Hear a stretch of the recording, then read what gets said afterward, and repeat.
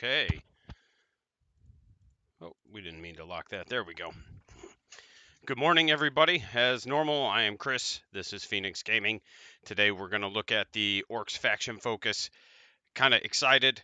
This is the one I've been really looking forward to of the two that I'm looking forward to. This is the one I'm looking forward to the most. Really wanted to see this and Drukhari, as those are the two armies I play the most. So I'm really curious to see how this goes.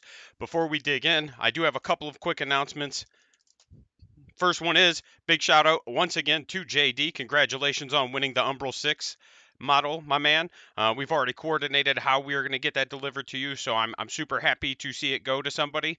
I'm really glad we got to give that away. That's awesome and amazing, and I love it.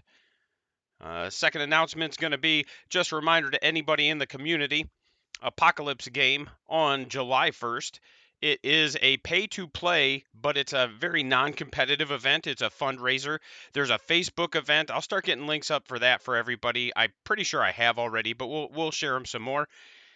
Like I said, this is a pay-to-play, but all the money that you donate, because it is donations, it goes to a fundraiser, and that fundraiser supports Military Gaming Command. So those are the two I wanted to touch on right away. We'll cover a few more at the end.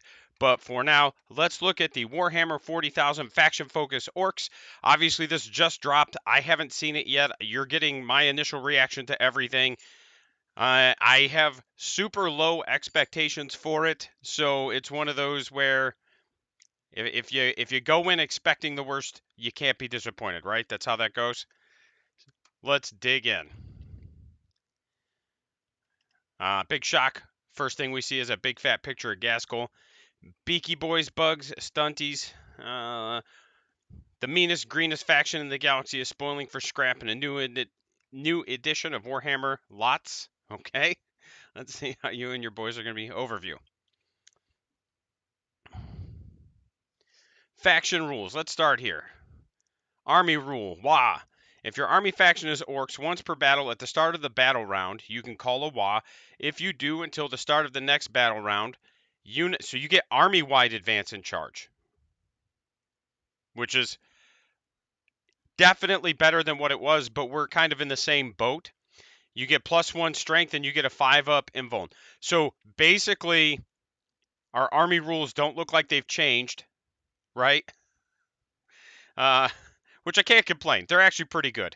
You know, it's not that I think it's bad. I just think it's funny that they just copy paste. This is what we're doing. But I am appreciative of the fact that everything gets it now. I did not enjoy that my vehicles didn't get it. It made it very hard to get like Death Dread stuck into combat sometimes. I also appreciate that this doesn't seem to have the clause that I have to have my war boss on the table or my war boss has to be a warlord. We were the only faction in the game whose turn-based bonuses were predicated on one singular model being alive. And if you lost that model, you lost your army-based bonuses. Now, I know NIDs have a generally kind of similar interaction, but they have multiple units that generate those bonuses. And in addition to that, like, they get all game. Whereas with orcs, you just get 2 turns.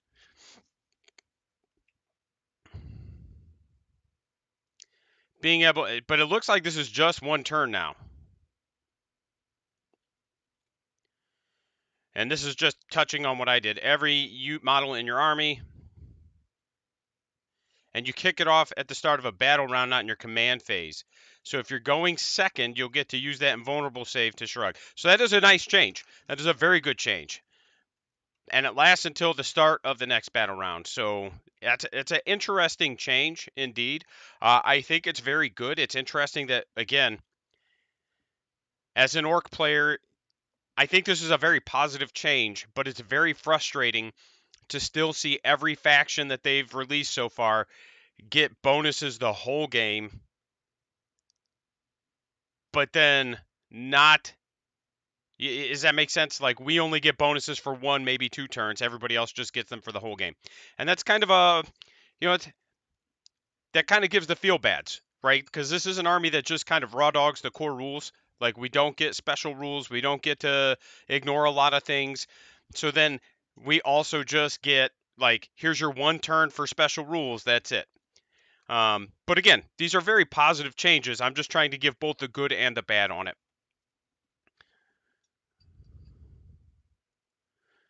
Orcs are best when they get stuck in a WA or tribe detachment rule gives you sustained hits on your melee weapons from Choppas to Squigjaws. You'll land an extra hit for every hit roll of 6. 1 plus 1 hit equals 2 hits, which is twice as choppy as 1 hit. I like it. So this is just this is the detachment rule we're going to get in the index, is what I'm assuming. And it's basically just Goffs. The nice thing is that it's not on the charge. It's just in melee. You get army-wide sustained hits. So again, very good. It is very good. I have no complaints about this. It is effectively just Goffs. They don't get the bonus strength that Goffs get, but they always have the 6s explode. So that is a really solid detachment rule. Very good. I have no complaints. Unit Spotlight. I called it. Big shout out to my buddy and fellow war boss, John. He and I were talking about what they were going to preview, and I told them they were going to preview the Beast Snagga boys. I knew that was coming. So let's see what they've got. Let's see what they've got. So they are T5 still. They are movement 6, which is a huge bump because they were 5. All orcs were 5. So those going to 6 is pretty nice. I'm kind of like, I'm super happy about that. Their T5, their save is 5 up, which I kind of thought after seeing the Weird Boy that we were going to get a 5 up armor save. They're 1 wound, 2 wounds for the knob. Their leadership 7, so that's actually really good considering their knob was leadership 7 in the older edition, and it was really bad. So I think this is a good, solid change. I'm happy about it. The Slugga is strength 4, no rend. We are still ballistic skill 5. The thump gun is now no rend. It is D3 shots with blast. The Slugga's pistol. It is so the thump gun didn't really change much. I think it was a D3 damage. I didn't use it, so I couldn't swear to it. But I would probably bring one now, especially if it's just a free points upgrade. Choppas, they are strength 5 on the Beast Snagga boys, which stands to reason that they're going to be strength 4 on regular boys. Weapon skill 3, we get 3 attacks with it, so that didn't change. We don't get more attacks. They're AP 1, so again, that didn't change. Close combat weapon, this would be for the thump gun, and it's just 2 attacks at 0 AP. And then the power snappa is 712, so it also got a reduction in AP. So it's interesting because that was 722. It's interesting that, you know, the thump gun and the snappa got a reduction in AP. And the reason I think that's interesting is because orcs don't necessarily have a ton of high AP stuff. There's a little bit here and there, but generally speaking, there's not a lot. So it's curious to me to see some of these things get a reduction in AP. But all in all, I think this is a solid unit. They've got a Feel No Pain of a 6-up, so they replace the Invulnerable save with a Feel No Pain. Unless boys are just like super cheap or have something else, I can't think of a reason to bring them now. And unless the Pain Boy does something else, I can't think of a reason. Now, if the Pain Boy will improve his Feel No Pain by 1, like hordes of Beast Snaggas with a Pain Boy with a 5-up Feel No Pain could be pretty spicy. But we don't know what the Pain Boy does yet, so I'm gonna, we just gotta wait. Monster Hunters, they reroll. So orcs finally get a reroll. And I just think it's hilarious because, like, that's one thing that I've been kind of, it's been a point of contention for me, and that's that, everything seems to have rerolls. And I'm really surprised that we ended up getting a reroll rather than the +1 to hit. Like, I'm not complaining. It's a pretty solid buff.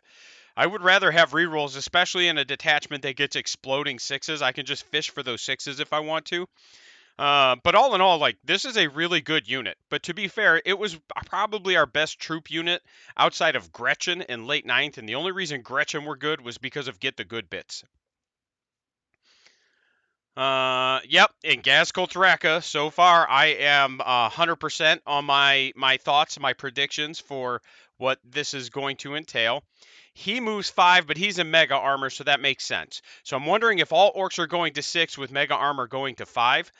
My knobs on bikes finally get to advance and charge. Like, I'm super stoked. I am still going to run my bike heavy speed, like my Evil Sun style list, and see if I can make that work with this detachment stuff. Because, man, having 6s explode and a unit of bikes with power claws that get to once per game advance and charge, hell yeah, I'm about it. Let's see, Gazkul Thraka, he's T6. Interesting. He went down in toughness. Wow. Okay. And he's got to, it looks like he's got to take Makari. I kind of figured this would be the interaction too, that they would be like a combined unit. So he went down in toughness. He's got a 2+ save, 10 wounds. So he went down in toughness, down in wounds. Shit. Mork's Roar is rapid fire 4. So it's 12 shots. Remember how we talked about that actually? I just talked about that in my shooting video.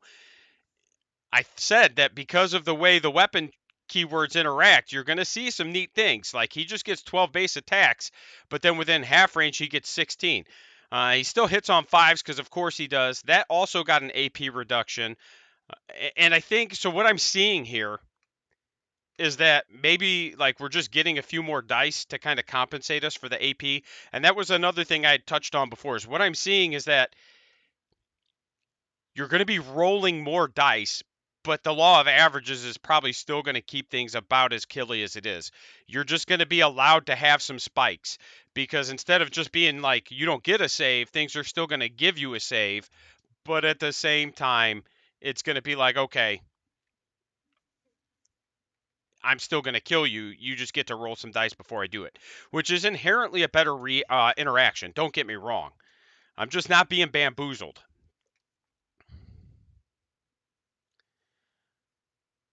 All right, so he gets Gork's Claw,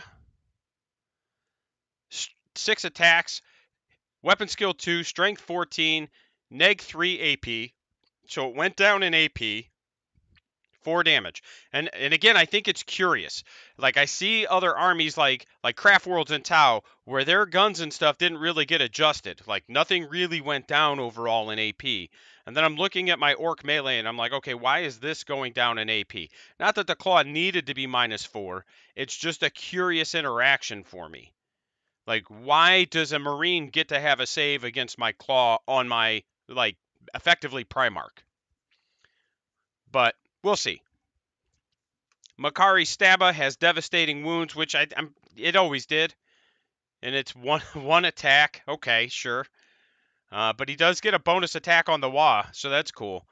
He's weapon skill 4, strength 3, 0 AP. So, yeah, all in all, pretty cool. Let's look at his special. He's got leader. I get the feeling he's going to be a lone operative. You're not going to be able to shoot him unless you're in 12. And that could be why he's seen a reduction of toughness and wounds. But again, it's curious that he's T6 and a Custodes Terminator is T7. That does not logically make sense to me. Great Prophet of the Great Wall. While this unit is leading a unit, so he can go in a unit. Interesting. I'll be curious to see what units he can go into. Each time a model in that unit makes a melee attack, add 1 to the hit roll and add 1 to the wound roll. So he's still really good. And right now he's not faction locked, and I don't know if that's even going to be a thing. And then while a friendly Orcs unit is within 12 inches of Makari, if you have called a Wa this battle round, melee weapons. Interesting. So your 6s will explode and they'll auto wound if they're within 12 inches of Makari when you call your Wa. So unless he's like crazy expensive, he's probably going to be in some lists. He's pretty solid because you could, assuming he can go in any unit, you could just set him in with 30 boys or 30 beast snaggers, right? And just be like, cool, man. Because then you're getting +1 to hit, you're getting reroll the hits, you're getting +1 to wound, and hits of 6 auto wound. So you got a lot of rules layering there that could happen. Makari still has a 2-up invulnerable save, but they can't be re-rolled. And then Gaskell still has his 4-up. Weapon Spotlight. curious that the Def Cannon is the spotlight. Like, I don't know why they decided the Stomp a Def Cannon was what we needed to see. Sure, man. Like the snaz guns would have been better, I think. You know, the flash kits, because flash kits have been pretty ass for a few editions now. And it'd have been neat to kind of see how flash kits get to interact. And really, the only thing that makes them bad is that they're over pointed. But you know, I would have been more curious to see how those interact, or maybe like the shock attack gun, something along those lines, a custom Mega Blasta. But we get the Def Cannon. It's 3d6 attacks, hits on 5, strength 14, neg 3d6. So that's, if I'm being honest, that's a little disappointing when I compare it to the other guns that have come out and been previewed. This is supposed to be like a massive gun on a Stampa, and it's, you know, it's pretty disappointing. This is honestly like the worst thing I've seen so far in the preview is this gun. But I don't really run Stampas, so it's not the end of the world for me, but it just kind of sets the tone. Because let's look at what they do now.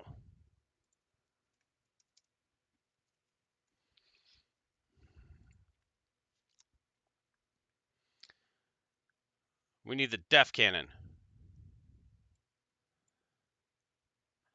So it went up in strength to compensate the higher toughness. It went down in AP, and the damage stayed the same.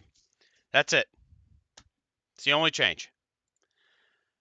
So yeah, that's kind of a disappointing interaction.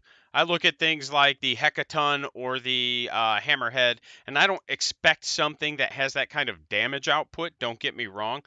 Hey, what's up, buddy? Oh, I forgot to tell everybody, if you're in the Twitch chat, go ahead and say hi to the YouTube chat. If you're in the YouTube chat, go ahead and say hi to Twitch. Let's go ahead and get that going. Sorry, I'm already, 20 minutes into this, and I forgot to do that. But what's up, Mando? But no, to preview this as a gun, like that tells me that orc shooting is probably, big shout out to YouTube from Mando, the only one. Thank you. I just feel like this sets the tone that orc shooting is still going to not be generally very good this edition. And I could be wrong. I could be reading too much into one gun. But generally speaking, when you're previewing stuff, you don't want to preview the bad stuff, right? Like you want to preview the good stuff. But let's look at the Mega Choppa. It gets 6 attacks, strength 20. Okay, yep. So we are going to probably get shoehorned into playing a fairly melee-centric army. I could be wrong, but seeing this tells me, yeah, hits 6 attacks, hits on 3s, strength 24, neg 5, 10 damage. And then the sweep is 18 attacks, weapon skill 3, strength 10, neg 2, 3 damage. So again, like, this is going to clear out a lot of stuff. And this thing will get advance and charge. It's going to get access to all, because there's no core anymore. So we're kind of back to that 8th edition interaction where you can do some silly stuff. Squig launches. Okay, so we are, big shout out to John. He did call this one. We would see something from the buggies, because I thought maybe it'd be a truck or a battle wagon, because of, like, that's kind of an iconic unit for orcs, is that mobile truck-based army. But he called it, man. He said we were probably going to see something on the buggies. So let's take a look at this. It gets a D6 plus 6 shots, ballistic skill 5, strength 5, neg 1, 2 damage.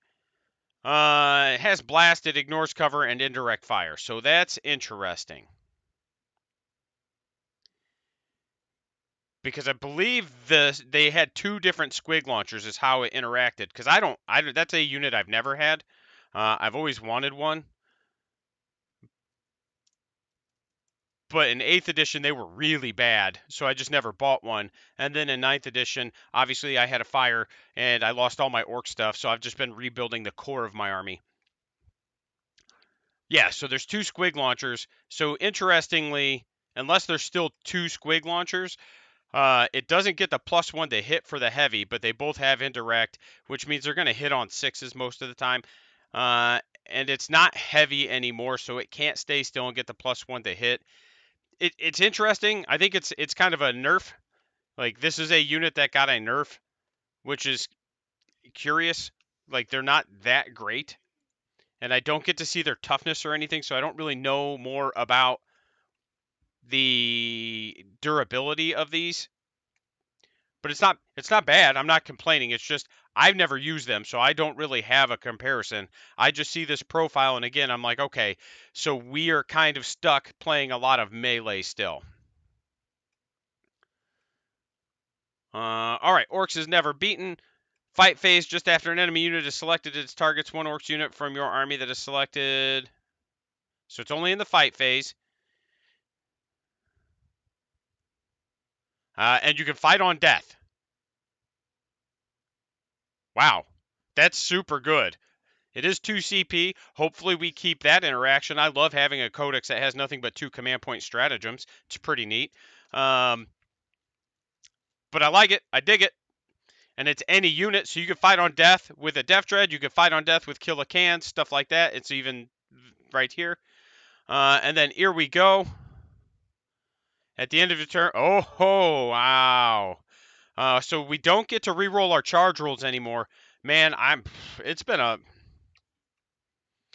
kind of sad. Like, has been a thing for a long time. So I'm sad to see that becoming a stratagem. Again, that's kind of an interaction I'm used to as an Orc player. Is, hey, you got a cool rule? Well, we're going to take it away and we're going to make it a stratagem. So losing re-rolling charge rolls and having +2 to advance in charge rolls for a singular unit, yes, it's really good, but man, gonna really miss having my re-roll charges.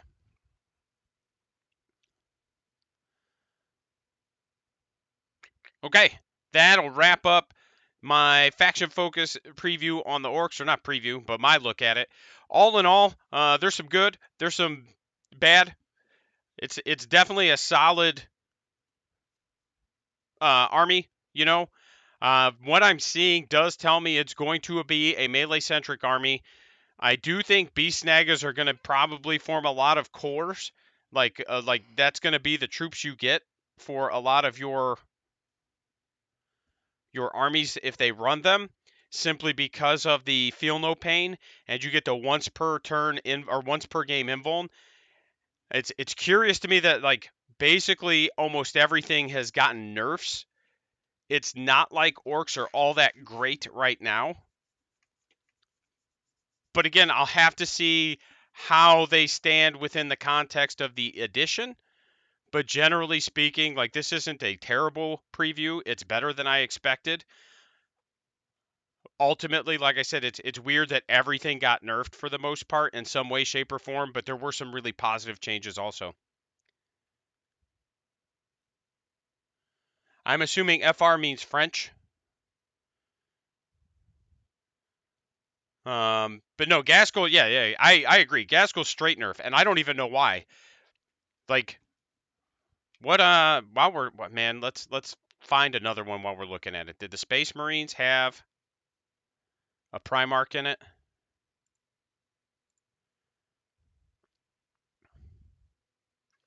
Land Raider.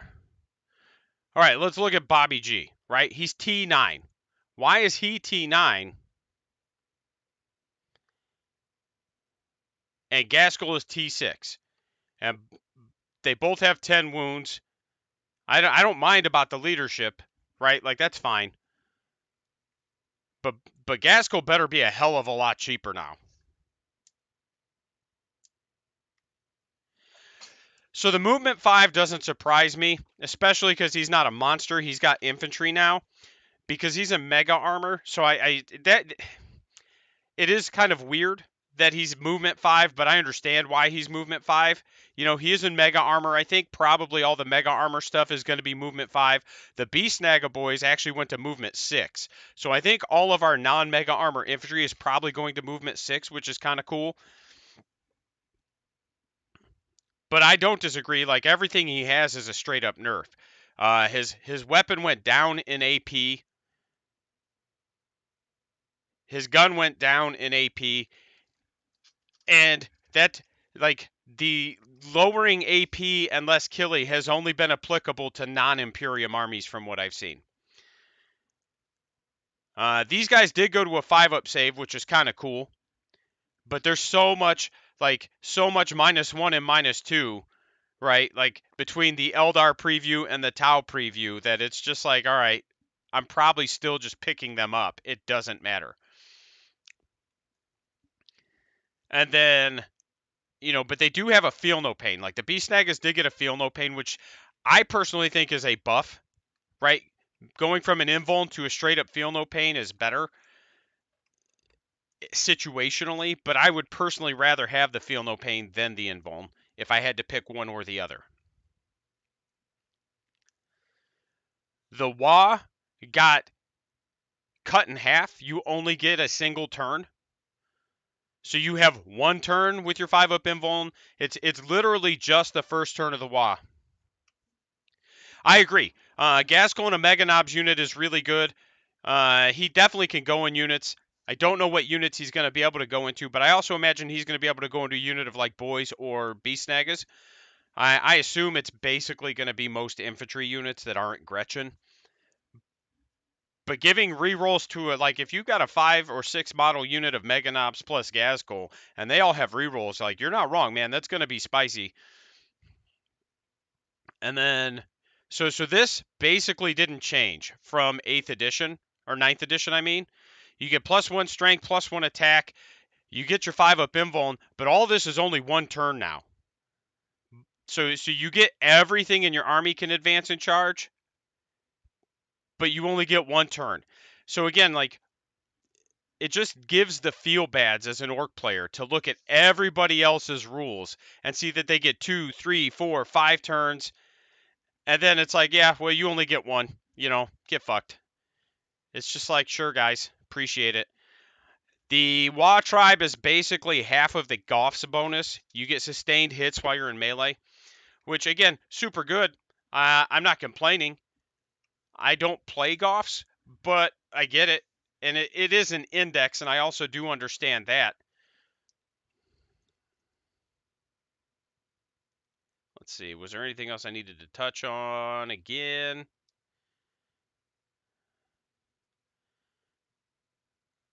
And then, like I said, Here We Go is no longer a core rule. We don't get to reroll our charge rolls anymore. It's just once one unit gets to add to its advance and charge rolls.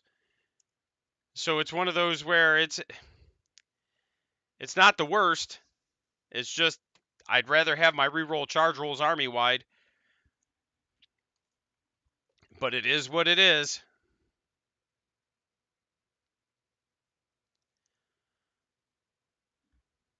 But all in all, like I said, there's some positives to take from it. The positives are going to be Beast Snagga boys look pretty solid. But like I said, they've always been pretty solid. Like, as far as the troops in this codex go, they were always the standouts. The only reason Gretchen get played is because of the change to Get the Good Bits. If it weren't for Get the Good Bits, we wouldn't see Gretchen at all. Regular boys never see play, or hardly ever see play, I should say, because they're just kind of bad. So it's a thing. It's not the worst thing. It's better than I expected, but it is curious to just see army-wide nerfs. But that's it. We're gonna wrap this up. Like I said, I did a video already, posted it on the 10th edition shooting phase. The next video I'm gonna do on 10th edition is gonna cover the leader keyword and rules and how they interact and work. And then outside of that, I've already talked about the Apocalypse game and the tournaments I'm running coming up. So I think that's going to do it. I appreciate everybody for watching. I hope you all have a great day. We'll see. Oh, what is the faction for tomorrow? Does it say? It doesn't. It says next up Orcs. Of course it does. Why wouldn't it? Okay. So yeah, that's it. We'll see what tomorrow brings, and if tomorrow looks like something interesting, we'll go live for that. Other than that, I'll get a leader video up before the end of the week. And again, big shout out to our Umbral 6 winner, JD. Thanks a lot. You guys have a good one. Let me